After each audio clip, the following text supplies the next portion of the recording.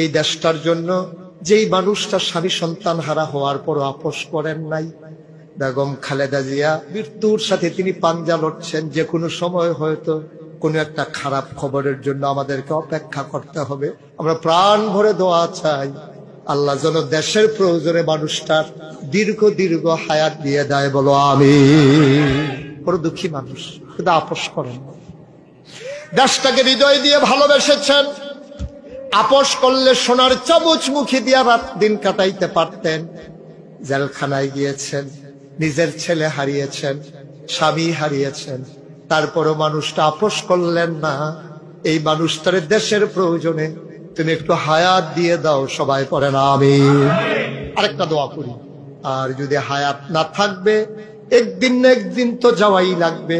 যেদিন যাবেন উনি যেন ঈমান নিয়ে কবরে যেতে পারে, বলেন আমিন।